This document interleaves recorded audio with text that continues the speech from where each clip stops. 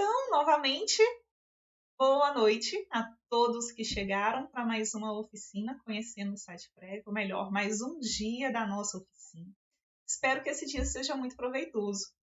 E no primeiro dia nós fizemos uma contextualização de como que o Site Prévio surgiu, o que nós pretendíamos fazer, por que ele surgiu daquele jeito, né? E depois disso, no segundo dia, nós fizemos uma apresentação da metodologia por trás do site prévio. Nós apresentamos a microsimulação, os modelos estocásticos, a gente apresentou como que se transita entre um estado e outro.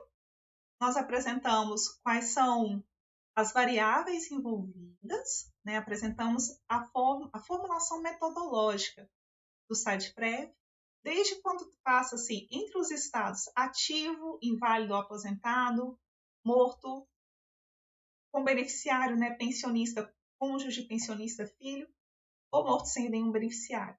Nós passamos por tudo isso e vimos como transformar isso em valores monetários, né? Porque esses estados depois eles são transformados em valores monetários para medir o valor da contribuição do benefício. Depois nós juntamos tudo nas alíquotas de contribuição e fazemos uma avaliação, ou melhor, estima-se a situação do plano no decorrer dos anos, né, 50, 75 anos, para verificar se existe alguma situação de déficit ou de superávit.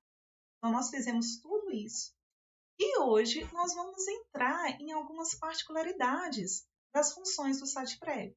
E para isso, eu conto aqui com a presença de alguns dos alunos que foram bolsistas ou que são bolsistas desse projeto que nós apresentamos lá no primeiro dia.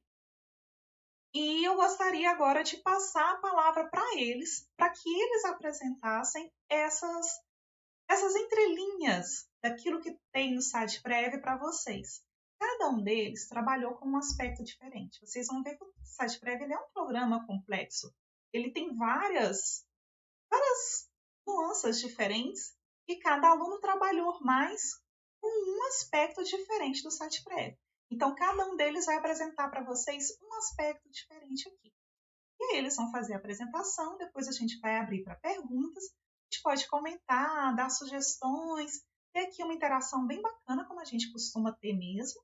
Depois nós vamos passar para um outro aluno e assim por diante. E vocês já devem ter visto que tem sim alguns vídeos de apresentações também de contribuições dos alunos que eu mandei para vocês por e-mail e coloquei também lá na nossa turma. Então vocês também podem consultar aqueles vídeos e a gente pode conversar também sobre eles ao finalzinho desse dia, certo? Então, eu gostaria de convidar agora o nosso primeiro a falar, que é o Danilo. Por favor, então, Danilo, você já pode colocar a sua apresentação, tá bom? Ok. Deixa eu mudar a tela.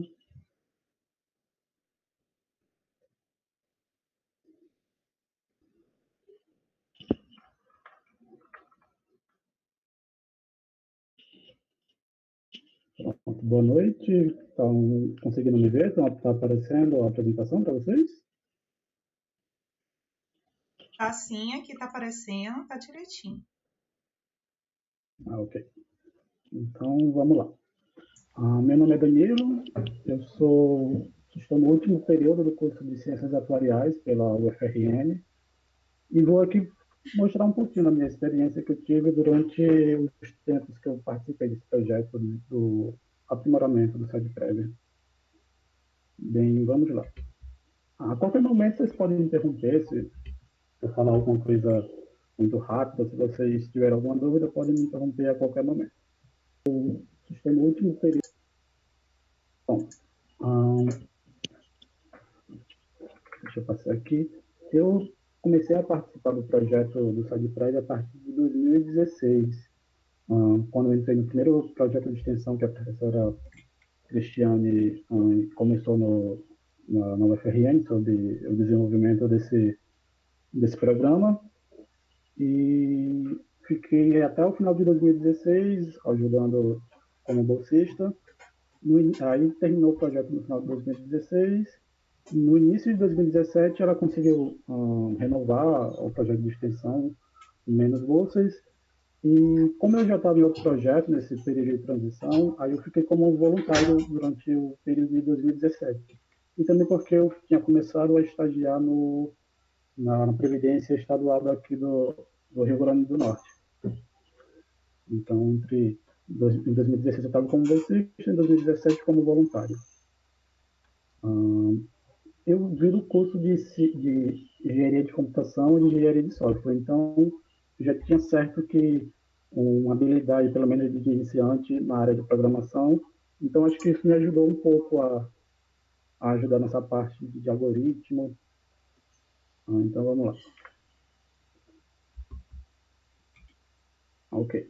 Quando eu entrei no projeto em 2016, no início de 2016, a professora colocou como minha tarefa inicial, ela mostrou para a gente lá dos bolsistas, mostrou todo o programa de saúde prévia, na época não tinha nem nome ainda, e disse as limitações que ele possuía. Algumas das limitações que ela mostrou é em relação à eficiência do programa, porque ela até falou que no início, na época da tese dela, demorava cerca, dependendo da quantidade de repetições, chegava a demorar até dias, ela tinha que deixar o computador rodando lá durante dias para conseguir ter um resultado final. Na época que ela iniciou o projeto, já demorava alguns minutos ou horas, dependendo da quantidade de repetições, como ela explicou na terça-feira sobre as microsimulações. Outro problema era em relação ao consumo de memória. Como a microsimulação ela lida com muitas repetições e salva todas essas informações em memória, acaba que trabalha com matrizes de escala muito grande, porque, por exemplo, ela trabalha com a matriz que a quantidade de colunas é a quantidade de repetições. Então, se fazer a repetição do experimento 100 mil vezes, vai ter uma matriz com pelo menos 100 mil colunas, além também da dimensão da quantidade da população. Quanto maior a população, também maior o consumo de memória. Aí o que isso acarretava? Acarretava que em algumas situações o programa no R travava ou dava algum erro de consumo de memória, de estouro de memória, porque não conseguia rodar para quantidades muito grandes de repetições.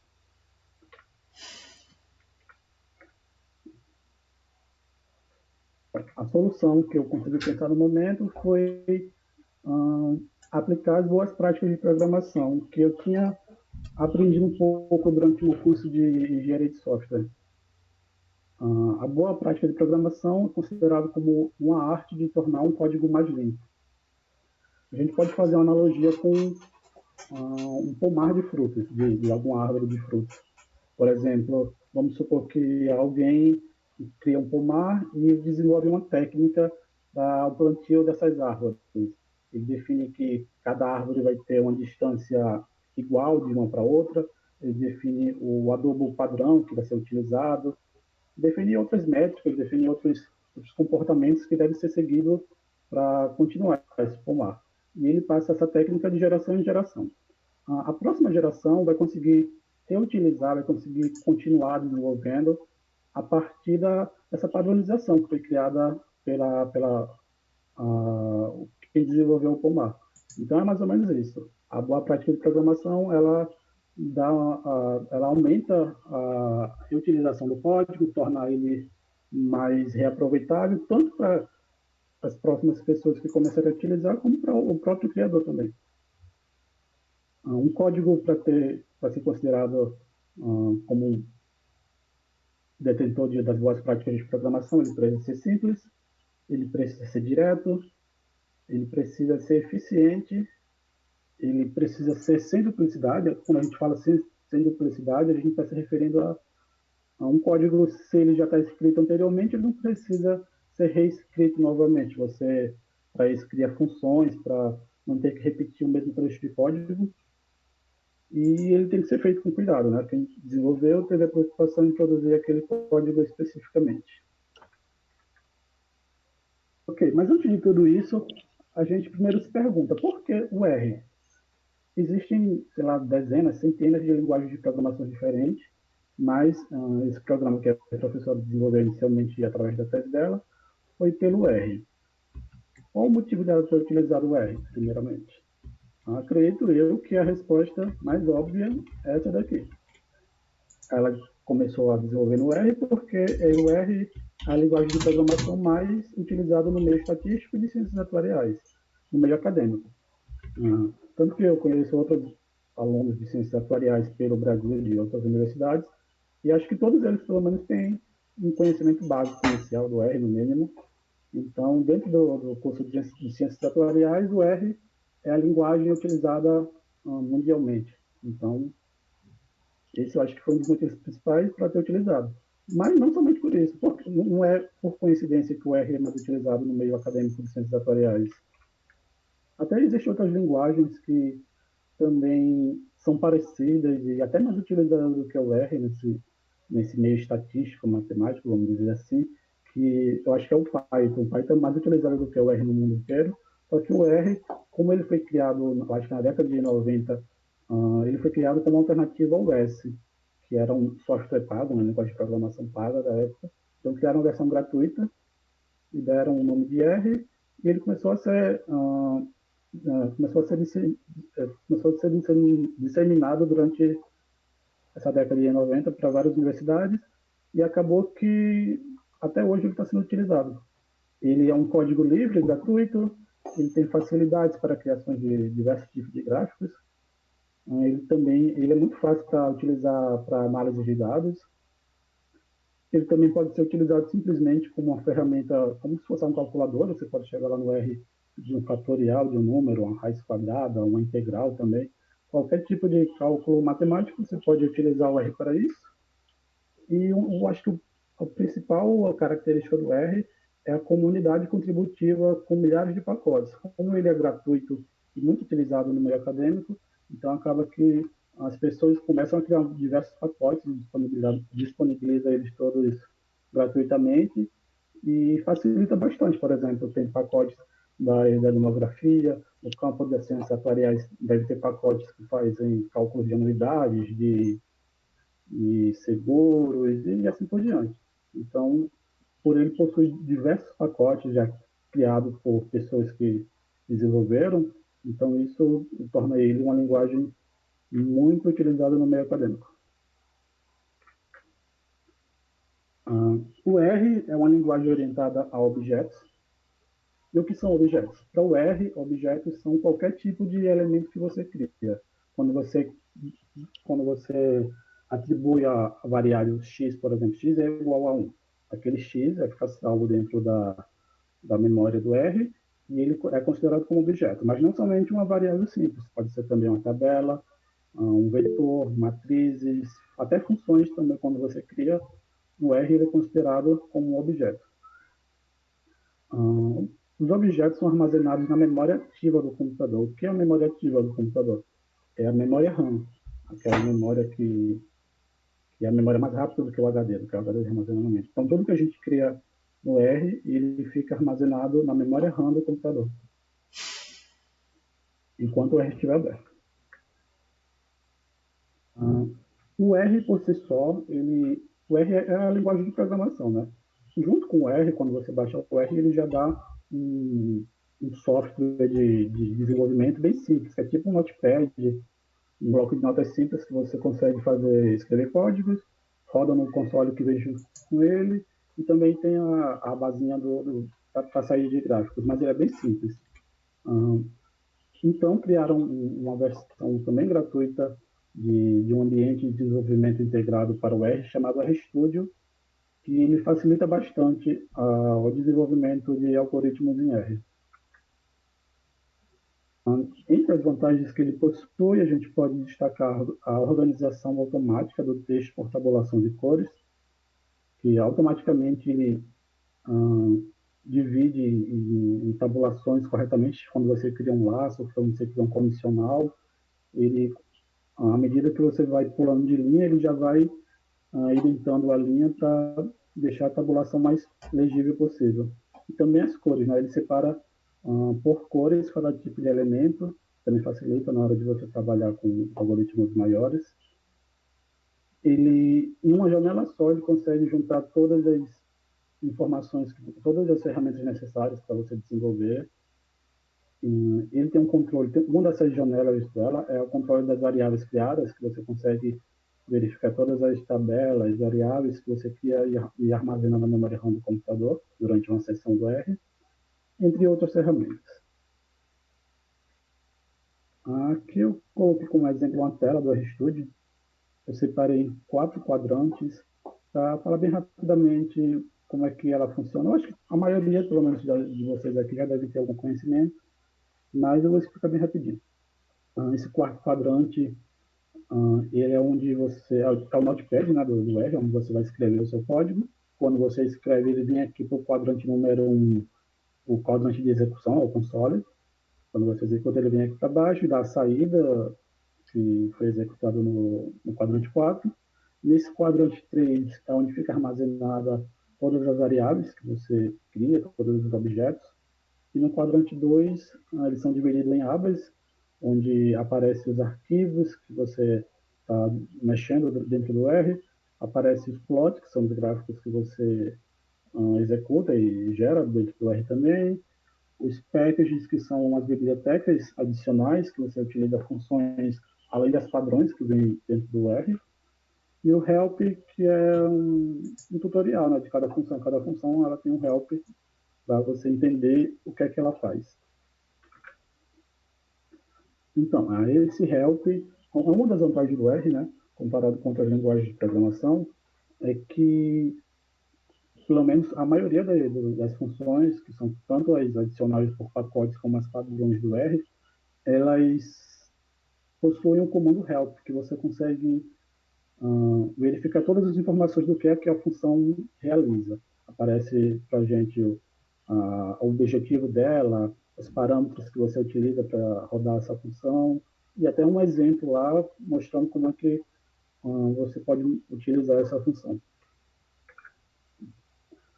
Toda vez que a gente abre o R, ele cria automaticamente um workspace. O que é um workspace?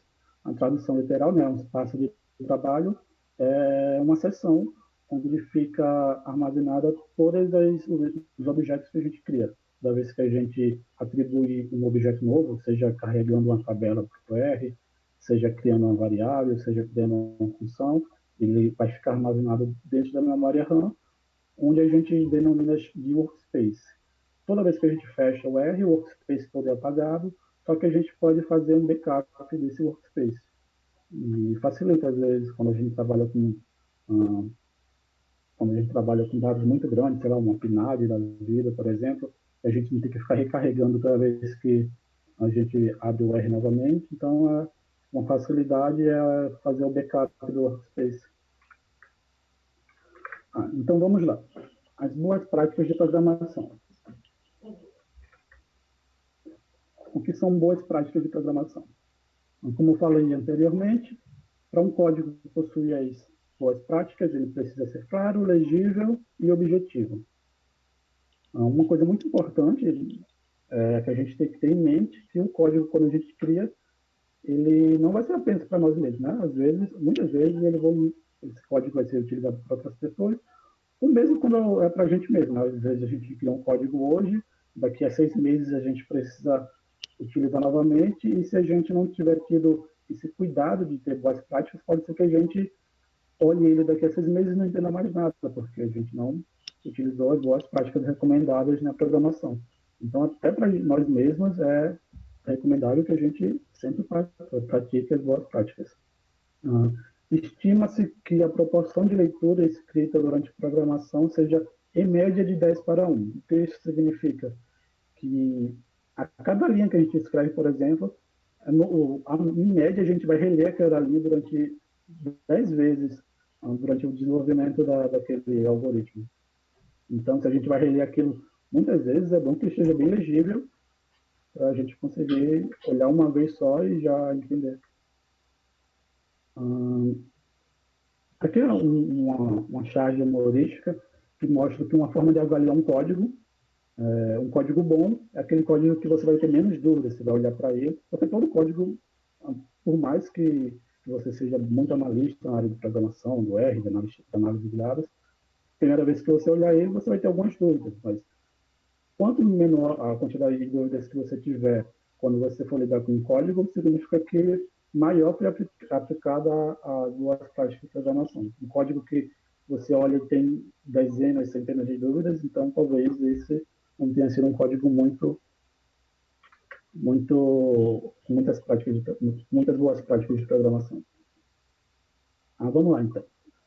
Aqui a gente vai começar a mostrar algumas das boas práticas de programação. A primeira dela é devemos ter em mente que precisamos sempre criar uma variável, um objeto, com nomes consistentes. Ou seja, a gente tem que dar um nome à variável, o que ela realmente é. A gente tem que dizer o que ela realmente, pelo que ela realmente foi criada. Aqui tem um exemplo, aqui na prática. Aqui foi criado, por exemplo, uma variável chamada n, que n recebeu, o n é uma função, né, por exemplo, que vai ser N1 mais N2 mais N3 dividido por 3, que é uma média simples. A gente olhando aqui, para quem já tiver pelo menos o básico da matemática, a gente consegue identificar que é uma média simples. A gente não consegue identificar o que é M, o que é N. Aqui na boa prática, quando a gente deu o nome do que realmente é cada variável, M é médias notas, N1, N2, N3 é nota 1, nota 2 e nota 3. Então fica mais claro para a gente conseguir compreender.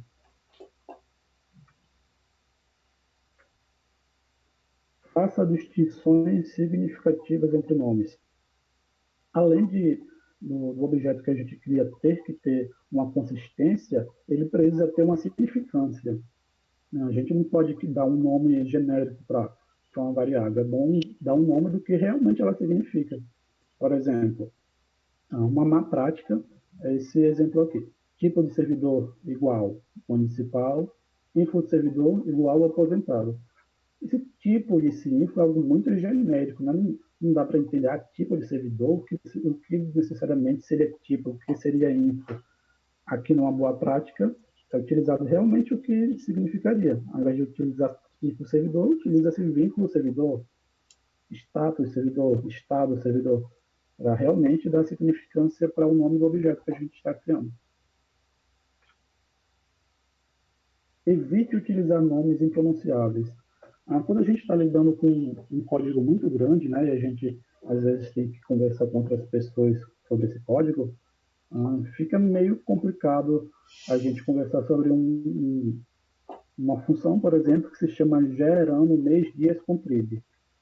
Então, uma boa prática de programação é você sempre dar um nome que você consiga pronunciar, sabe? Esse nome desse objeto, e que ele fique bem pronunciável.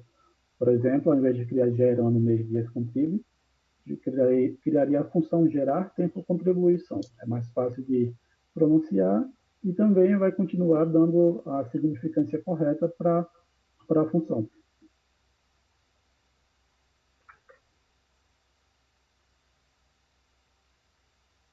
Evite mapeamento mental. Objetos nomeados apenas como uma letra. Eu falei disso no primeiro exemplo, né? Daquele da média e da nota, mas aqui, mais uma vez, mostrando uma má prática da programação é a gente criar essas variáveis H, N e ST, que a gente olhar um pouquinho na GQ, a gente consegue até entender, né? Que a gente está trabalhando com dividindo por 3.600, já dá uma ideia que a gente está transformando segundos em horas, horas em segundos, então dá para entender. Mas é bom evitar isso daqui, porque demora mais para a gente conseguir olhar e entender o que significa cada uma dessas letras. Então, uma prática melhor seria você definir que H vai ser horas, M vai ser minutos, S segundos, e o T vai ser o tempo. Fica mais fácil da gente olhar e conseguir compreender o que significa cada objeto desse. À primeira vista até parece que esse código com letras é até mais enxuto, né? Parece que como ele é mais enxuto, como ele é menor, ele é até mais elegante de se ver. Só que dá um trabalho para reutilização do código. Então, apesar de você utilizar a palavra inteira, ele é um código mais extenso, mas fica bem mais legível para reutilização futura. Padronização. Não existe um consenso da padronização correta que se deve ter dentro da programação, mesmo no R. O que eu vou dizer aqui é a padronização que eu utilizo. É bom cada projeto, ou cada pessoa, ou cada disciplina, não sei, ter um padrão para sempre ser mantido. esse padrão que eu vou mostrar é o padrão que eu geralmente utilizo, porque quando eu fazia engenharia de software, eu acho que era mais ou menos assim que utilizava um padrão para nomear objetos. Por exemplo, para funções, eu sempre, quando eu crio uma função, a primeira palavra da função vai ser um verbo, que define a ação que ela faz, e esse verbo começa com a letra minúscula, e as palavras seguintes sempre começando com letra maiúscula. Por exemplo, essa função cria nova população, calcula a alíquota, gera salário, sempre começando com letra maiúscula e com verbo, e as palavras seguintes começando com a letra maiúscula. Esse padrão aqui não é regra, não existe uma ABNT da programação, por exemplo, mas é bom cada um ter uma padronização para, quando você olhar para aquela variável, você já conseguir entender que aquilo é uma função, é mais fácil de você trabalhar assim. Para os demais objetos, utilizar substantivos, começando sempre com a letra maiúscula. Então, quando não é uma função, quando é uma variável, uma tabela, eu sempre começo com a primeira letra maiúscula, e as palavras seguintes também sempre começando com a primeira letra maiúscula. Comentários são obrigatórios em qualquer algoritmo. Lembre-se que outras pessoas farão adições e manutenções dele. Até mesmo você, né? Como eu falei anteriormente, até mesmo você. Se você escreve um código e tenta utilizar ele novamente no ano seguinte, se você não comentou nada, pode ser que você consiga utilizar novamente, mas vai dar um trabalho grande às vezes, porque você vai parar e analisar o que é cada linha daquela. Então, é muito importante a gente sempre comentar, tanto pensando nas pessoas que podem vir a utilizar, como para nós mesmos, né? Então, é sempre bom comentar. No R, para a gente criar comentários, a gente sempre precede o início do comentário com a cerquilha, o jogo da velha, o hashtag, que é esse símbolo que está aqui na tela. Então a gente digita a cerquilha e escreve o comentário. E esse comentário não vai ser processado, o R meio que ignora quando a gente executa aquela linha, e ele fica servindo apenas para a leitura dentro do código, leitura para nós mesmos conseguir compreender o que está sendo realizado naquela determinada parte da função. Um exemplo de como utiliza o comentário. Por exemplo, aqui a gente está criando uma função fatorial, e antes da função a gente escreveu aqui essa função para calcular o fatorial de um número n. Aí dentro da função tem uma condicional if, e antes dela a gente mostra o fatorial de zero, por definição, é 1, e mais abaixo tem os comentários, o fatorial de um número é o próprio número multiplicado pelo fatorial do número anterior. Então, se a gente não tivesse colocado esses comentários, podia ser que à primeira vista a gente levasse certo tempo para conseguir compreender. E também quem não tem nenhum conhecimento, ou pouco conhecimento matemático, e não sabe o que é um fatorial, poderia até demorar mais tempo de conseguir entender o que está sendo realizado aqui. Então, é sempre bom comentar, pensando na gente e pensando nas próximas pessoas que podem utilizar. Embora sejam de suma importância, os comentários não devem ser utilizados de forma exagerada. O que isso quer dizer? A gente não pode criar comentários muito longos para não ficar muito extenso o código, não ficar muito poluído, com muito mais comentários do que código. Embora aqui eu veja um pouco dessa boa prática de programação, como a gente é da área de ciências atuariais e tem muita coisa técnica envolvida na criação de um programa de microsimulação para previdência, por exemplo. Então, eu geralmente não economizo em comentários quando eu vou comentar os meus códigos, porque tem muita coisa, às vezes, que é bem avançada técnica, que é bem importante deixar bem comentado, explicado o que está sendo feito ali. Então, acho que não necessariamente sempre muitos comentários vão ser uma má prática. Às vezes é até bom você comentar muito do que pecar por pouco comentário, mas sempre com bom senso. E, então, aqui é um exemplo de má prática de programação, porque a gente está colocando comentários que são bem óbvios para quem olha o código. Por exemplo, nessa terceira linha aqui, atribui maioridade à variável mensagem. A gente não precisava comentar que nessa linha mensagem está sendo criada a palavra maior de idade.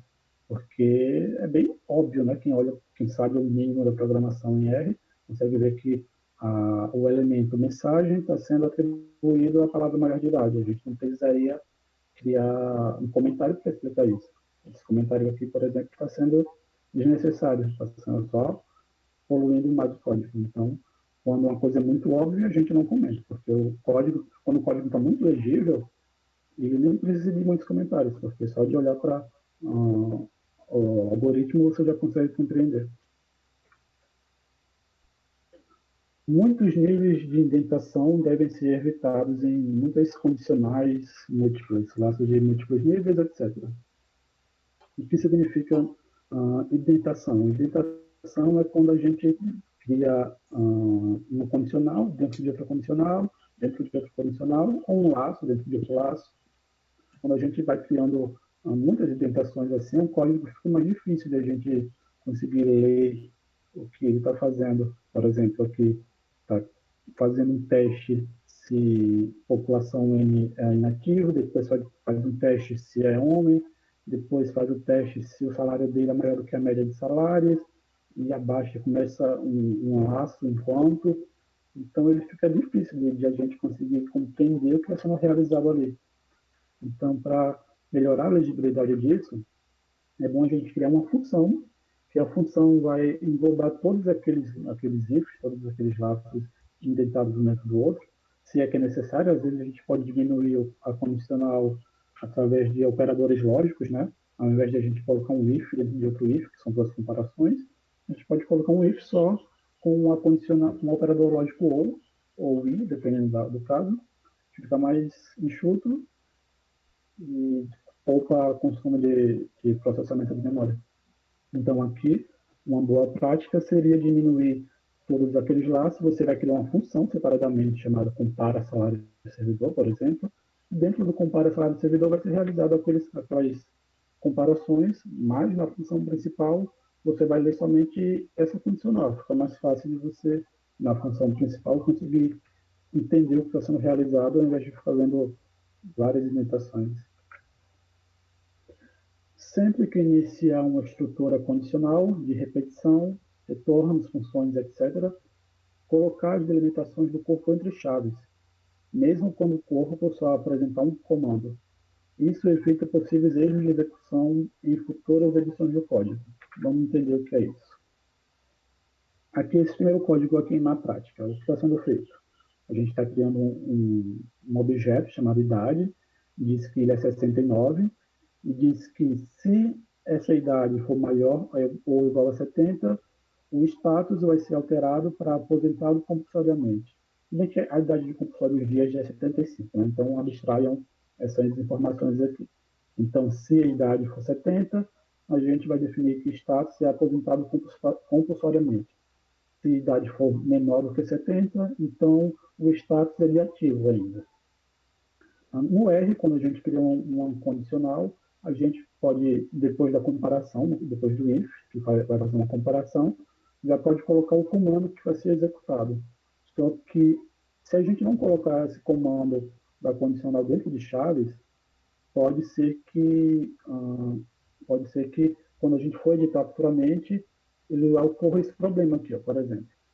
Nesse primeiro exemplo aqui, a pessoa tinha 69 anos, e a gente executou esse trecho de código, a saída foi que ele era ativo. Nesse segundo caso aqui, a gente quis editar. A gente pegou o primeiro código da má prática e a gente acrescentou um comando. Se a idade dele for menor do que 70, a gente não vai fazer somente uma ação, a gente vai fazer duas ações. A gente vai definir que tempo para a aposentadoria agora vai ser 70 menos a idade, a gente vai definir quantos anos faltam para a aposentadoria dele, e além disso, a gente vai mudar o status para ativo. Mas veja que o resultado aqui da saída continua sendo de ativo, mesmo a idade dele sendo 70. Por que isso? Porque essa segunda comparação aqui, se idade é menor do que 70, ele está executando somente dentro dela essa linha de comando tempo para aposentadoria é igual a 70 menos idade. A gente não colocou dentro desse condicional o comando de status é igual a ativo. Então, como é que a gente resolve isso?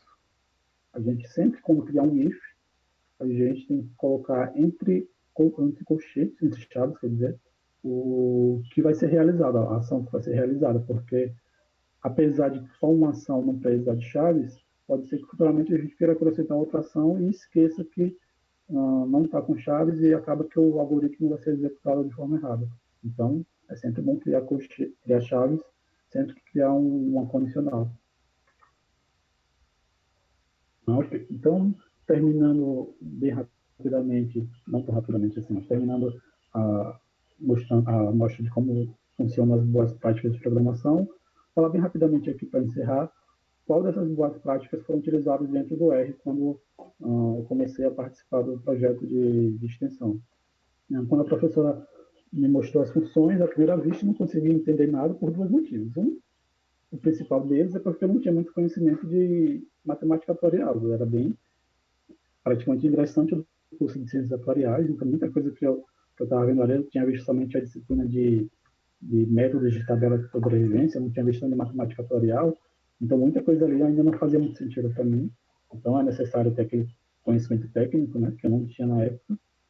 Então, à primeira vista, não consegui entender muita coisa por causa disso. E também, em segundo plano, é porque algumas das variáveis, muitas das variáveis, elas estavam escritas de forma que eu não conseguia compreender. Eu tinha que ficar relendo para conseguir entender o que estava sendo realizado em cada trecho de código. Então, eu modifiquei o nome de várias variáveis e o nome de várias funções para dar o significado real dela. Apesar de que no mundo atuarial a gente tem aquelas siglas, né? O R, que é a idade da aposentadoria, o TX, o tempo até a morte. Apesar de haver já esse padrão, um consenso no mundo atuarial dessas siglas, eu alterei mesmo assim para um nome real, coloquei ao invés de TX, coloquei tempo até a morte, ao invés de X, ao invés de X, coloquei idade, porque pode ser que futuramente outras pessoas possam ter a mesma dificuldade que eu tive inicialmente. Então, é bom sempre a gente manter essa boa prática, mesmo quando a gente trabalha com siglas que são conhecidas dentro da área técnica. Um outro problema em relação ao consumo de memória, que travava muitas vezes, isso acarretava em erros da execução do R. Então, inicialmente eu tentei aplicar um pacote chamado Big Data, que ele prometia diminuir o tamanho das matrizes no armazenamento da memória RAM. Ele dizia que ia diminuir, sei lá, se uma matriz ela ocupava 1 GB de memória RAM, ia diminuir para 500, por exemplo. Eu fiz os testes e não teve nenhum resultado muito eficiente, então eu abandonei essa tentativa de utilizar esse pacote Big Data. Mas eu vi muita gente falando bem dele, então talvez eu tenha usado incorretamente, ou talvez realmente para esse caso específico ele não seja funcional. A outra tentativa que eu fiz e começou a dar alguns resultados foi a diminuir a matriz. A matriz principal do resultado da microsimulação demográfica, ela retorna uma matriz 3D originalmente. Então, que numa dimensão ela era a quantidade de pessoas, na outra dimensão eram as repetições, na terceira dimensão eram 6 elementos, que cada uma desse elemento dessa terceira dimensão mostrava uma informação dessas simulações, que era o tempo até aposentar, o motivo da primeira saída do estado de ativo, o motivo do fim do benefício e assim por diante. Então, ao invés de colocar 3 dimensões, eu diminui para 2 e parei em 6 matrizes. Então, ao invés de ser uma matriz de 3 dimensões, viraram 6 matrizes de 2 dimensões. Dessa forma, quando a gente mandava uma matriz de uma função para outra, a gente não precisava fazer uma cópia dela, da matriz completa, mandava somente como parâmetro uma matriz, ao invés de mandar as 6 matrizes numa matriz tridimensional. Então, isso começou um pouquinho a diminuir o consumo de memória RAM. E também, muitas vezes, a gente, quando trabalha com R, e quando a gente cria uma variável temporária, uma matriz que vai servir apenas para um trecho do código que você não utiliza mais, dificilmente a gente remove aquela matriz. Como a gente estava trabalhando com matrizes muito grandes, então todas as vezes que eu encontrar um objeto lá que ele já tinha sido utilizado e não precisava mais utilizar ele, eu removia porque a função dele já tinha sido utilizada e estava só consumindo espaço. E por último, a eficiência. O que eu realizei foi depurar todo o código. O que é depurar? Analisar trecho a trecho o código, executar linha a linha, função a função, para tentar identificar quais eram as funções, quais eram os trechos que levavam mais tempo para ser executado. As funções que eu comecei a encontrar que demorava mais tempo, que levava a fazer um código demorar muito a ser executado, eram as funções que tinham muitas indentações de laços. Eram, acho que 3 laços, até 4 laços, um dentro do outro, que eu consegui simplificar ele utilizando a indexação das matrizes. Muitas coisas no R a gente consegue evitar, comparado com outras linguagens de programação, a gente consegue evitar a utilização de laços para percorrer uma matriz, utilizando somente a indexação da matriz, ao invés de criar um laço para percorrer aquela matriz. Então, eu tentei diminuir a quantidade de laços. Também verifiquei que também tinham funções lá, as funções aleatórias, que, como a professora falou na terça-feira, que faziam um sorteio aleatório de 0 a 1, e dependendo desse sorteio, definia se a pessoa morreu ou não morreu, se invalidou ou não invalidou. Então, eu verifiquei que essas funções, ela consumia bastante também da memória RAM, levava tempo para ser executada. Então, eu tentei diminuir isso. Uma forma que eu achei para diminuir isso foi, ao invés de sortear um número de 0 a 1, a gente começou a trabalhar com distribuição binomial. A gente fazia, o R tem uma função para você fazer um sorteio binomial, então ficava mais simples de você pegar a quantidade de pessoas que você ia sortear, se ela morreu ou não morreu, e fazer o teste a partir de uma distribuição de binomial. Isso também diminuiu bastante o tempo de execução do código. E por último, isso foi mais a parte de outro bolsista, o Carlos, ele aplicou o paralelismo, que também ajudou bastante a diminuir a quantidade do tempo de execução. O que é o paralelismo? Quando a gente fala em dual core, quando a gente pensa no computador, celular mesmo, dual core, quad core, é a quantidade de núcleos que o computador ou o celular tem. Então, quando o computador tem mais de um núcleo, e você consegue trabalhar com paralelismo, você executa ao mesmo tempo em 2 núcleos o mesmo código. Então, como a gente trabalha com repetições e as repetições são independentes entre si, a gente conseguiu diminuir a quantidade de tempo, fazendo com que os núcleos do computador trabalhassem todos em conjunto. Então, ao invés de executar 10 mil simulações num núcleo só, e se o computador tem 2 núcleos, então cada núcleo ficava responsável por rodar 5.000 repetições. Então, assim, diminuiu bastante a quantidade do tempo de execução. Então, e é isso.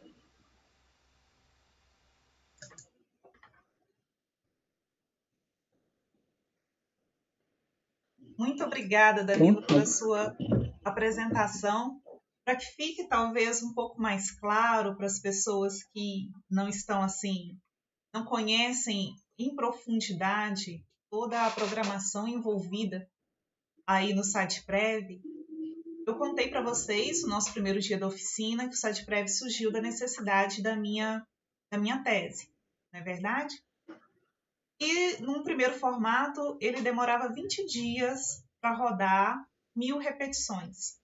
Toda aquela sequência que a gente fazia, eu precisava repetir muitas vezes, porque pela lei dos grandes números eu precisava de muitas repetições para então ter algo que fosse confiável, né? uma medida que fosse razoável. E para 1.000 repetições ele demorava 20 dias.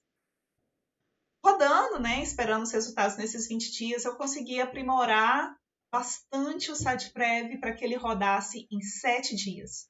Então, até a versão final da minha tese, ele rodava em 7 dias. Isso tornava o programa completamente não utilizável por outras pessoas, né? Para a gente ter um resultado fatorial, a gente demorar 7 dias esperando, muito tempo. E aí, em parceria com o professor Fidel, do Departamento de Estatística, a gente conseguiu fazer alguns aprimoramentos e ele passou a rodar em algumas horas. Então, já foi de dias para algumas horas, mudando também algumas funções, aumentando, melhorando as práticas em programação. Para vocês terem uma noção também da minha limitação, né? Eu digo tudo isso, porque, embora eu domine alguns conceitos, eu não domino todos. E a gente não trabalha sozinho, a gente trabalha em conjunto. Pessoas diferentes dominam coisas diferentes, a gente faz em conjunto algo que é efetivamente bom. E aí, quando o Danilo entrou no projeto, já com essa habilidade que ele tinha, essas facilidades, nossa, aí foi maravilhoso, porque com todas essas modificações que ele fez, o programa ele realmente estava muito limitado. A gente conseguiu fazer com que o SitePrev rodasse em alguns minutos.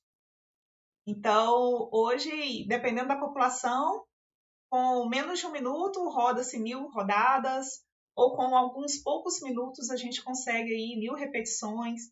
E aí que a gente foi fazer outros experimentos ainda para conseguir rodar para populações maiores, né? Porque também tinha essa limitação. Se a população ela fosse um pouquinho maior que 1000 pessoas, o programa já não suportava uma quantidade grande de rodadas por capacidade de memória mesmo do R. A gente armazenava tudo em tantas matrizes, eram tantos resultados e a forma de armazenar estava tão ruim que a gente não conseguia fazer com que o SitePrev rodasse para todas as populações. E hoje, com essas modificações que o Danilo fez, a gente consegue fazer com que o SitePrev rode para qualquer população, né? Para praticamente qualquer população. Como eu falei, a gente está rodando para RBPS de todo o Brasil, municipal, estadual e sempre com bons resultados. O SitePrev hoje ele é funcional, ele é executável, ele pode ser adotado nos diferentes RBPS que nós temos. Então, eu tenho que dar aí os créditos pela contribuição do Danilo, que foi realmente muito bacana, foi muito importante. E abro agora também para alguns comentários. Vamos dar uma olhadinha aqui.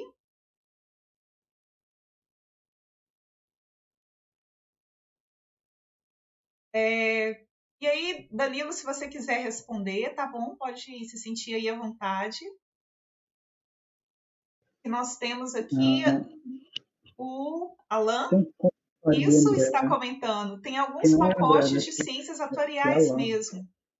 Pacote Life Contingências, por exemplo. Você gostaria de comentar? É bem conhecido. Esse pacote, inclusive, eu acho que é um deles que eu vou utilizar em breve.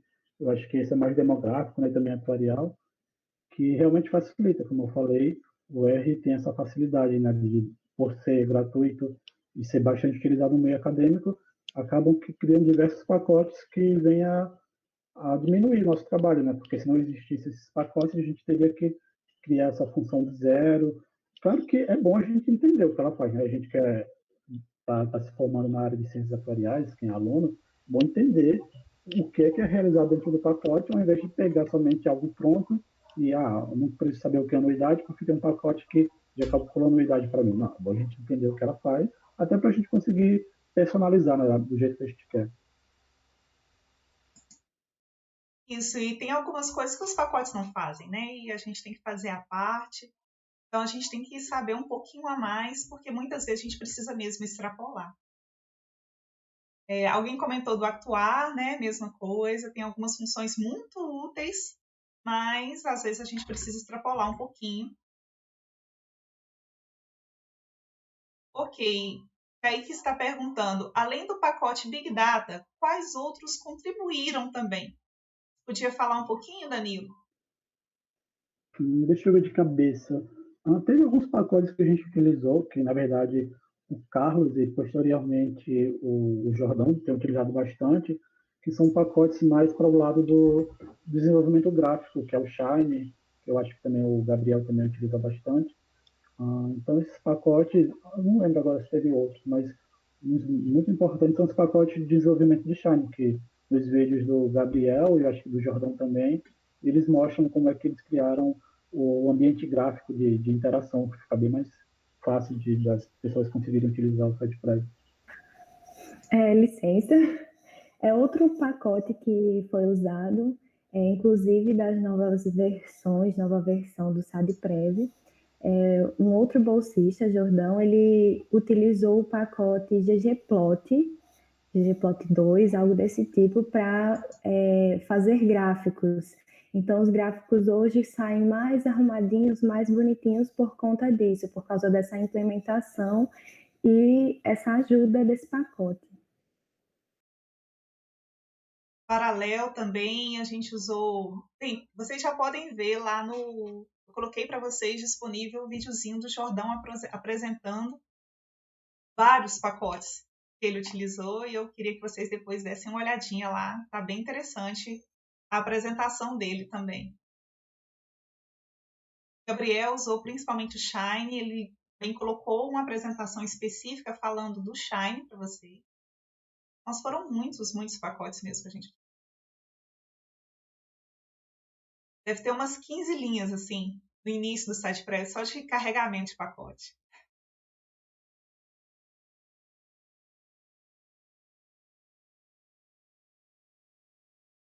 Mais uma pergunta.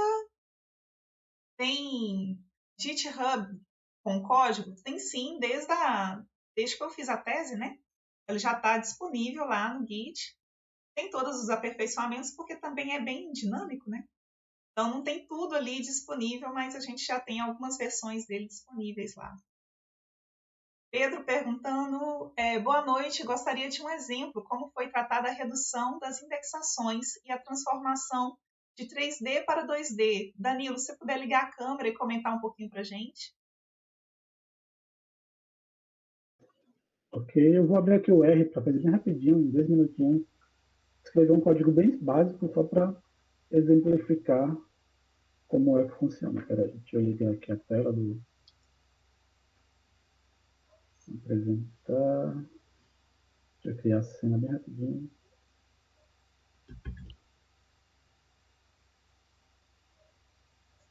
Só uma janela.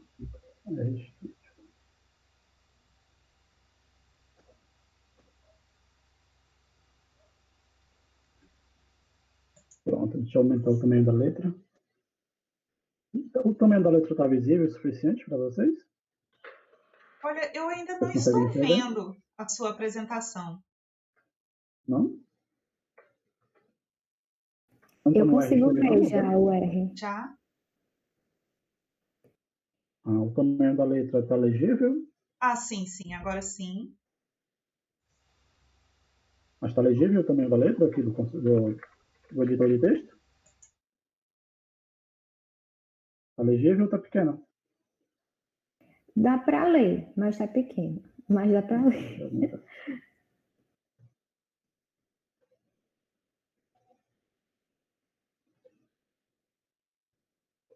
Quem vem de outras linguagens de programação, como por exemplo C, que eu acho que é uma das linguagens mais utilizadas para iniciantes da área de TI, geralmente quando a gente trabalha com matrizes, por exemplo, tem uma matriz aqui,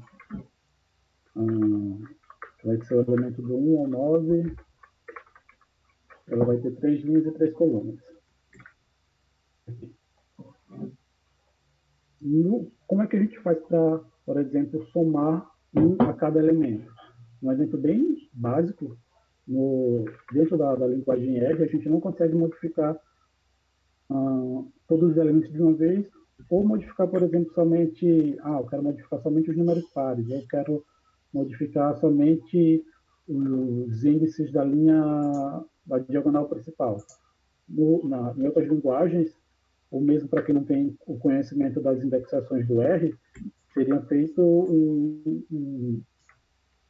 um laço que iria percorrer cada elemento. Por exemplo, ia fazer um laço que iria percorrer da primeira linha até a primeira coluna, da primeira linha até a terceira linha, iria fazer outro laço que iria percorrer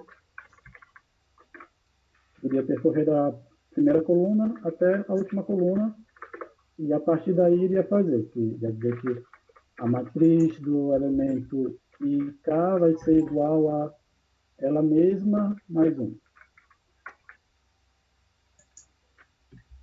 Aqui, então, eu somei o elemento 1 a cada elemento da matriz. Aqui é um exemplo bem simples, que a gente sabe que na prática a gente não precisaria fazer esses dois laços, a gente simplesmente diria que, depois de criar a matriz, a gente diria que matriz é igual a matriz mais 1. Então, fazendo isso daqui, ele já soma cada elemento da matriz o elemento 1. Aqui é um exemplo bem simples, mas que dá para começar a entender que muitas vezes a gente utiliza laços para modificar a matriz, sendo que a gente pode trabalhar com as facilidades que o R traz. E outra coisa muito importante do R é que a gente consegue, por exemplo, eu quero modificar somente onde tem um elemento maior do que 9, por exemplo. Então, ao invés da gente percorrer a matriz inteira procurando comparando que aquele elemento é maior do que 9, a gente pode fazer essa matriz somente nos elementos onde a matriz for maior do que 9, por exemplo. E a gente vamos atribuir 0 para ele, por exemplo. Então, aqui, a gente conseguiu modificar todos os elementos maiores do que 9, no caso só 10, e trocou ele por 0. Então, quando a gente trabalha com condicionais dentro do índice da matriz, a gente consegue fazer edições, fazer manipulações nos dados de uma forma muito mais rápida do que a gente, se fosse criar um laço para percorrer cada elemento da matriz. Então, é basicamente isso.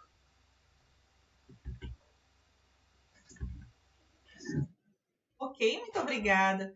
Vocês podem perceber que são práticas, às vezes, simples, porque no final a gente tem um resultado simples, mas que fazem efetivamente muita diferença naquilo que a gente, no resultado da programação. E o exemplo aí deixou bem claro como, às vezes, pela forma como foi feito inicialmente o raciocínio, tem-se uma maior complexidade sem necessidade. Né? Vem a pergunta do Kaique: o que deu mais trabalho, a manipulação dos dados em si ou a criação da simulação? Essa pergunta para quem? Para mim e para o Danilo? Danilo, pode ficar à vontade. Eu acho que mais para a professora. Não, pode responder, porque essa parte é mais com você mesmo, você que desenvolveu. São duas partes bem trabalhosas, né? A pensar na criação da simulação, eu acho que foi mais trabalhoso nessa situação, porque eu estava trabalhando com simulação, inclusive, da população. Né? Mas para simular uma população, a gente tem que estimá-la com parâmetros razoáveis na realidade. E para isso, inicialmente, eu trabalhei com dados da PNAD. Então, simulei populações que tentavam refletir a realidade dos servidores públicos municipais, mas com dados da PNAD. Então, a situação um pouquinho mais controlada do que a real. Depois disso, quando a gente passou a trabalhar com os dados reais, a gente passou a trabalhar em parceria com os municípios. Então, o trabalho inicial de manipulação dos dados era deles, e a gente não tem assim uma quantidade de problemas tão grande porque trabalhamos com poucas variáveis. Na verdade, com todas as variáveis que interessam no mundo atuarial, mas a gente já fez um script, fez um trabalho de como organizar todas essas variáveis para diminuir o problema, sabendo que ele poderia existir. Né? Já que essa é uma questão tão grande no nosso meio, a gente fez assim, já sabendo que esse problema poderia existir. E aí tem um outro trabalho que é bem complexo, que é, afinal de contas, quais são as premissas atuariais que a gente vai utilizar? E isso, sim, deu um trabalho considerável, porque a gente não tem funções tão bem estimadas para servidores públicos municipais. Então, esse trabalho também foi considerável, mas não tão grande quanto a criação da simulação, acredito. Mas acho que tudo é complexo, assim. De certa forma, a gente tem que dividir um pouco das atenções entre todas essas coisas. Alguém gostaria de comentar mais alguma coisa?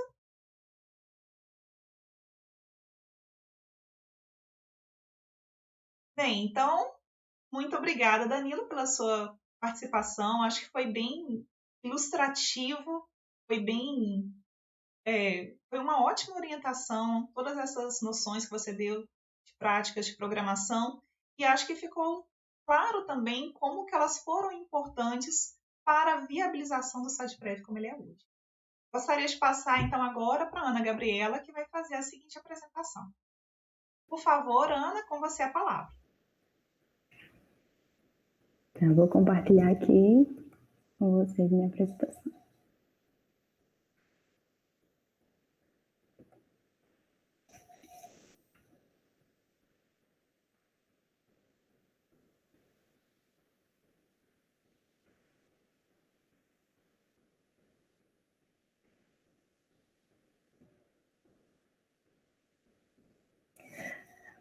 Bem, meu nome é Ana Gabriela. Estou nesse projeto para o desenvolvimento dessa ferramenta desde o ano de 2018. Sou estudante de estatística da UFRN. E hoje eu trouxe para vocês uma das funções no R que eu pude ajudar a implementar, né? A atualizar, na verdade, essa é a palavra, atualização, que eu ajudei. Então, eu atualizei no ano de 2018, porque essa função já existia, é toda baseada na Constituição Federal, né? Como todo SADPREV é baseado em legislação.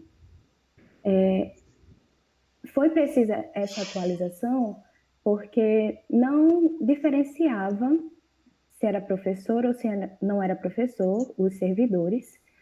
Também não considerava a aposentadoria especial. Hoje ainda é preciso outras implementações, inclusive outra atualização devido à emenda constitucional que foi aprovada, né, no ano passado, e esse ano também, no decorrer, entrou em vigor outros critérios. Então, tudo que eu for falar daqui por diante, lembrem-se, né, considere que foi para a época que foi desenvolvido. Hoje em dia precisa de outras atualizações. Então, antes de ir para o R em si, vou falar um pouco dos tipos de elegibilidade e aposentadoria que são consideradas no SADPREV, bem como suas condições. O primeiro é elegibilidade e aposentadoria por idade. Para esse tipo de aposentadoria, era necessário 10 anos de contribuição no serviço público e idade mínima de 60 anos se fosse mulher ou 65 homens se fosse homem. Outro tipo de elegibilidade à aposentadoria é por tempo de contribuição e idade. Então, é aqui que a gente vai diferenciar se a pessoa é professor ou não professor. Então, as condições são as seguintes: 30 anos de contribuição, se fosse mulher, ou 35 anos de contribuição, se fosse homem, idade mínima de 55 anos, se fosse mulher, ou 60 anos, se fosse homem. Aí, como eu falei, diferencia se é professor ou não. E, se for professor, tem a redução de 5 anos na idade mínima para esses servidores. Então, se a idade mínima para as mulheres é de 55 anos em condições normais, sem ser professor, aliás, se for professor vai passar a ser 50 anos. E para os homens, de 60 anos, vai passar para 55 anos. Outro tipo de elegibilidade à aposentadoria é a aposentadoria especial, que também foi acrescentada. Então, as condições são de 25 anos de contribuição sob condições insalubres e não distingue sexo, também não vai diferenciar se é professor ou não. E, por fim, o último tipo de elegibilidade à aposentadoria é a compulsória, que no caso é de 75 anos. Se a pessoa já tem 75 anos, então ela se aposentaria compulsoriamente, tanto para homens, tanto para mulheres. Os dados necessários para a gente rodar essa função, aqui nessa tabela vai mostrar um pouco. Algumas coisas não são necessárias para a função, porque essa tabela é uma tabela fictícia, só para a gente testar se a função estava rodando ou não, e também a gente testar diversas situações. Então, por exemplo, a gente precisa saber o sexo, e aqui essa tabela já está formatada. Quando quando alguém vai utilizar o SADPREV, você tem que formatar a tabela de um jeito, tem que ter aquela formatação para poder rodar, mas não é dessa forma que vocês estão vendo agora. Isso aqui é depois já de um processamento que o SADPREV faz, porque palavras como sim, não, coisas desse tipo, sexo, se você colocar feminino, masculino, é tudo convertido em números, para a gente poder fazer as devidas comparações. Então, por exemplo, aqui, o sexo, o número 1 é para o sexo feminino e o número 2 para o sexo masculino. Estado inicial, aqui está tudo 1, porque esse cálculo é feito para as pessoas que estão ativas, né? Então, se a pessoa está ativa, ela quer saber a idade e o tipo de aposentadoria que ela vai receber, Então, ela vai rodar essa função. A gente precisa saber quanto tempo a pessoa passou antes dela entrar no ente federativo, né? Antes dela entrar no RPPS, quanto tempo ela passou contribuindo. Se ela, né, como a gente está considerando agora professor ou não, se é professor ou não, então a gente vai atribuir 0 caso não seja professor e 1 caso seja professor.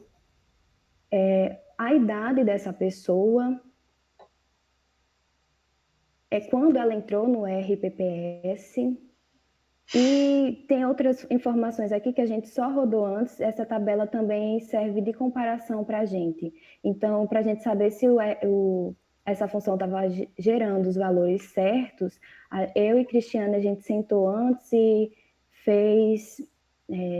criou essas pessoas, né, fictícias, esses servidores fictícios, e a gente rodou para ver qual a idade, que tipo de aposentadoria esse servidor receberia, e a gente rodou isso no Excel, e depois a gente rodou no R para saber se estava gerando os mesmos números. Por exemplo, essa última coluna que vocês veem, que é do tipo de aposentadoria, ela não vai ser necessária para rodar a função, isso é só para a gente ter uma noção comparativa depois. E está ordenado, mas não é por conta que vai gerar ordenado assim, é só porque, como a gente criou, a gente foi pensando em cada caso, né?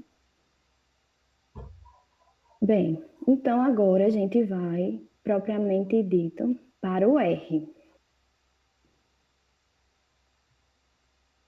Deixa eu parar a apresentação aqui rapidinho, só para eu abrir o R.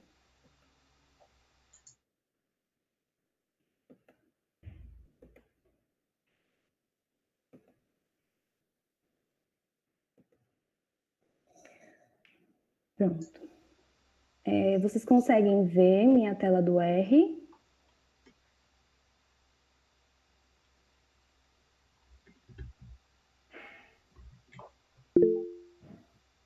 Sim. Certo. Então, eu vou continuar aqui. Bem, a função ela é estruturada da seguinte maneira. Dentro da função, que a gente criou a função nesse primeiro momento, e aí, primeiro a gente faz os parâmetros, a gente define todos os parâmetros que a gente quer. Eu falei antes que a gente sempre utiliza números, né? Porque não tem como a gente ficar comparando letras, palavras no R. Até teria como, porém é muito mais difícil, tem muito mais variabilidade, né? Então a gente sempre trabalha com números que é mais fácil. Então, por exemplo, a primeira variável aqui que vocês podem ver é do tempo de contribuição. E no lado vem dizendo o que é essa variável, o que ela representa, o que ela significa. E isso tem para todas as variáveis. Aqui vão ser definidas as idades mínimas de aposentadoria para todos os tipos que a gente viu, como, por exemplo, aqui, tanto a idade mínima de aposentadoria quanto o sexo. Por exemplo, aqui é a idade mínima, mulher, idade. Por quê? Isso aqui vai representar a idade mínima para aposentadoria por idade, para o sexo feminino. E assim por diante, nós temos várias variáveis. Além disso, não só para tempo de aposentadoria, idade, o tempo de contribuição, outras coisas que a gente utiliza é quando vai gerar o resultado. Aquela coluna que vocês viram na tabela que eu mostrei sobre o tipo de aposentadoria é dado por essa variável que vai ser calculada depois, vai ser comparada. Então, aqui a gente criou o parâmetro tipo aposentadoria tempo, que é o valor atribuído ao tipo de aposentadoria por tempo de contribuição. Aqui, tipo de aposentadoria por idade, número 8. Tipo de aposentadoria especial, também aqui vai ser o número 9. E compulsória, número 10. E aí a gente tem muitas variáveis, tem muitas variáveis necessárias, né? Então, não vou ficar listando todas.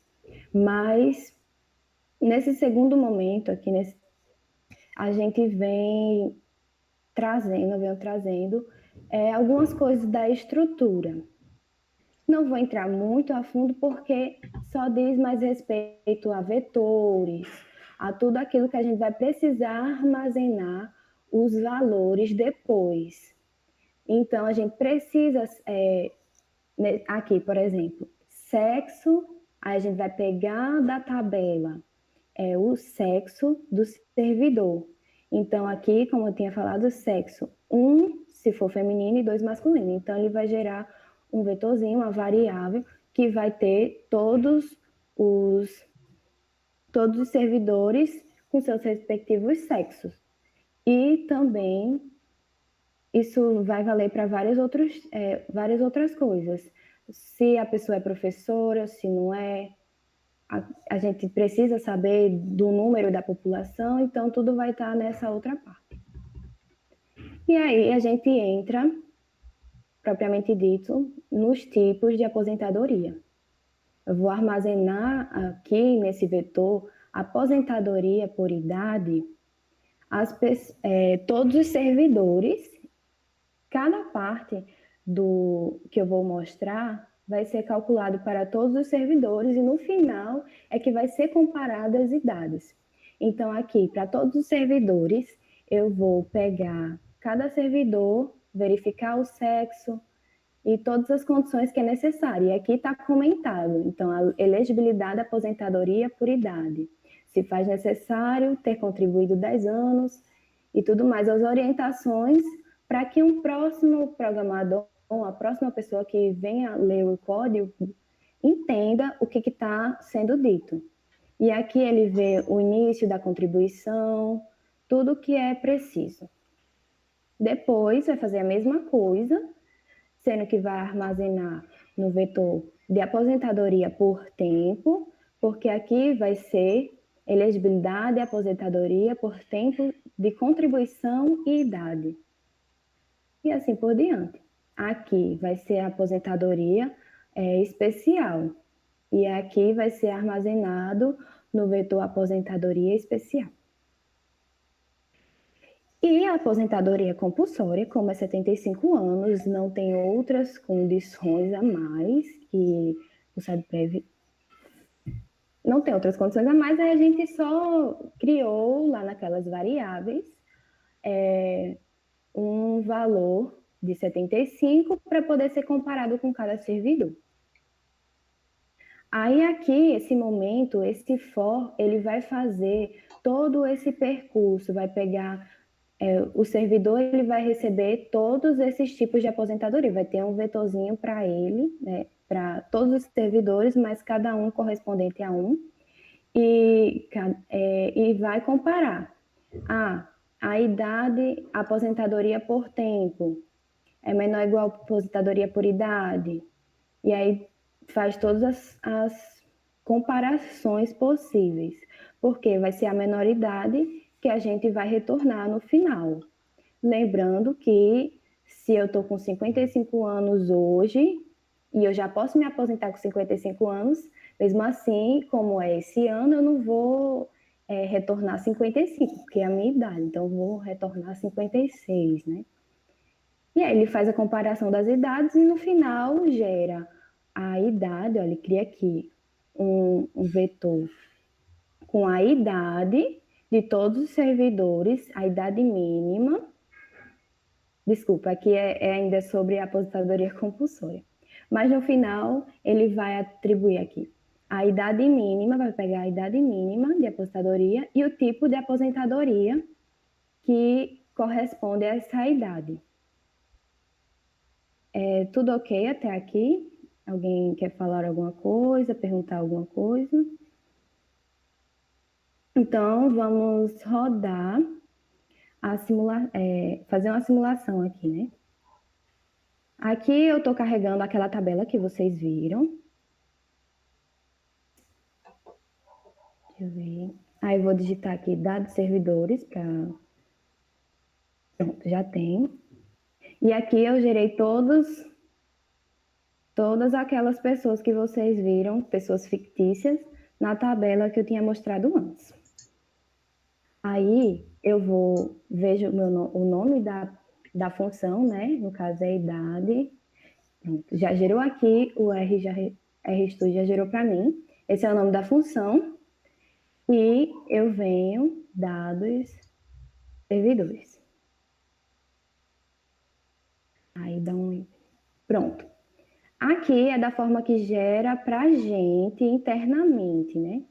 Então, ele gerou aqui idade, aposentadoria e o tipo aposentadoria. No fim das contas, quando vocês forem olhar, né? Quando o SADPREV gerar os números para vocês, vocês não vão receber dessa forma que vocês estão vendo. Receber de uma forma mais arrumada, né? E é isso, foi esse o resultado que a função traz. E é uma das partes internas, uma das coisas que eu ajudei a atualizar, a melhorar, né? E é isso. Se alguém tiver alguma dúvida, alguma pergunta, alguma curiosidade, pode falar. Muito obrigada, Ana. Muito obrigada mesmo. Abrimos aí, então, para as perguntas. Muito obrigada, Ana. Muito obrigada mesmo. Abrimos aqui, então, para algumas perguntas. Vamos ver. Alguém gostaria, gente, de colocar alguma coisa? Eu só contextualizando aqui, né, também. Antes de ontem, né, no nosso segundo dia da oficina, eu mostrei para vocês um esquema que ia desde ativo até mortos sem dependentes. E nesse esquema, no decorrer das simulações, a gente sorteava números aleatórios para verificar qual estado o indivíduo estava a cada momento do tempo. E lá no primeiro teste, era uma comparação do tempo que o indivíduo levava para sair por aposentadoria, invalidez ou morte. Essa função que a Ana falou, ela tem a ver com esse primeiro teste. Então, primeiro eu tenho que saber qual que é o tempo mínimo até quando o indivíduo poderia se aposentar, para eu comparar esse tempo mínimo com o tempo que ele levaria para sair por invalidez ou morte. E ele vai sair ali por o que acontecer no menor tempo. Esse é o primeiro teste. Acho que deu para mostrar para vocês um pouquinho de uma das funções necessárias para rodar o SADPREV. Vocês podem ver também algumas outras funções, algumas outras coisas que foram feitas pelos nossos alunos nos links que eu já enviei, que eu vou colocar aí disponíveis também no vídeo.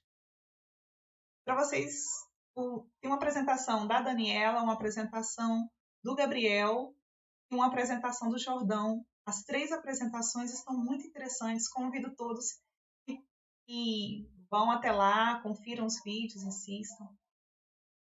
Marcos está perguntando, hoje o SADPREV possui quantas funções? Marcos, eu não faço ideia. Deixa eu tentar verificar aqui. Eu teria que abrir talvez umas 30, alguma coisa assim. Alguém tem esse número mais rápido aí? Mas aí talvez umas 30 funções e uma função chama outra função. Aí. Umas 2.000 linhas?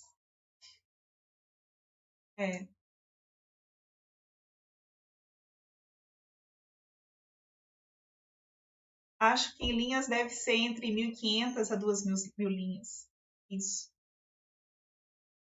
O Kaique diz, essa simulação elucidada pela Ana considera saídas por aposentadoria, por tempo de contribuição, sim, os diferentes tipos de aposentadoria. Então, aposentadoria por idade e tempo de contribuição, aposentadoria compulsória, diferenciando professor, não professor.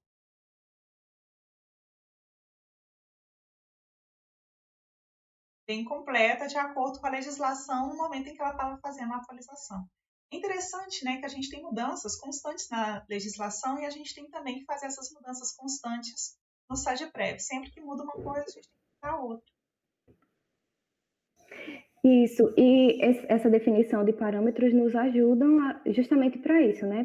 Para que quando a gente vai atualizar não tenha tanto trabalho, né? Então, por exemplo, mudou a idade de aposentadoria. A gente só vai lá na função, ver aquele parâmetro correspondente e muda a idade, né? Claro que às vezes pode ter algumas condições que a gente precisa mexer mais na estrutura, mas de um modo geral já facilita bastante. É isso mesmo. Daí a importância da gente sempre colocar, da gente sempre utilizar aquelas boas práticas de programação que o Danilo falou.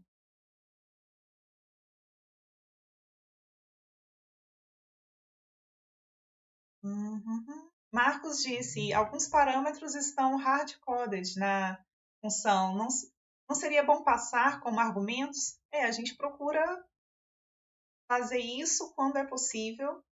O Alan é exatamente mais quantidade com a emenda constitucional 103, ainda não foi mudado muitos municípios e estados.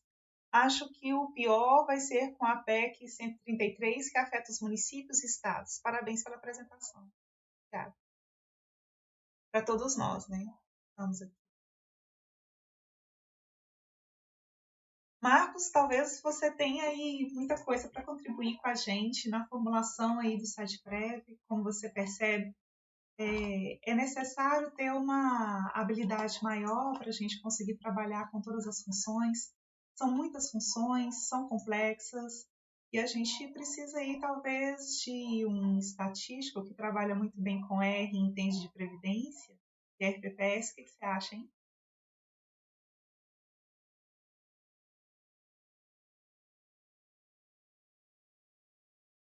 Bem, a gente pode ir conversando aí, acho que temos muita coisa para fazer em conjunto.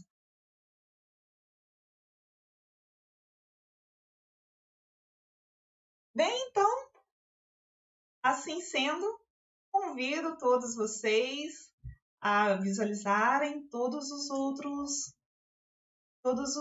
vídeos que já foram disponibilizados, já foram enviados os links para vocês, que a gente possa também aí trocar ideias, trocar impressões a respeito dos outros vídeos também, mas fico feliz de vocês terem participado deste momento e que tenham prestigiado, né, e a apresentação dos alunos. Vocês podem perceber que é de grande qualidade. Os trabalhos desenvolvidos são trabalhos primorosos, são trabalhos eficientes, são trabalhos que contribuem para a formação de estatístico, de tecnologia da informação, de atuária. E é um prazer ter alunos dessas diferentes áreas trabalhando no site. É um laboratório, efetivamente, e é um laboratório na prática, né? Porque a gente está o tempo inteiro lidando com a realidade. Quem tem a oportunidade de participar de um projeto de ensino, de pesquisa ou de extensão na universidade, atualmente, eu acho que sai aí para o mercado com a formação primorosa, com a formação completa, porque consegue unir todo o conhecimento que é visto nas disciplinas com a prática e com o desafio, né? São desafios, são problemas reais, a gente está propondo algo novo. Isso é muito bacana. A gente não está simplesmente repetindo práticas de mercado, nós estamos propondo novas práticas e tentando fazer isso com um bom embasamento científico, acadêmico, com coerência e, ao mesmo tempo, fazendo algo que seja utilizável. Então, quero agradecer a presença de todos vocês e já convido para amanhã, mesmo horário, nessa mesma sala, a gente se encontrar e efetivamente usar o SAGPREV e ver os seus resultados. Certo? Quem tiver aí algum conjunto de dados que gostaria de usar, eu peço que já entre lá no nosso site, já pegue a orientação de como organizar os dados para utilizar e quem sabe amanhã vocês consigam utilizar os dados junto com a gente, simulando para a população do RPPS de interesse de vocês. Então,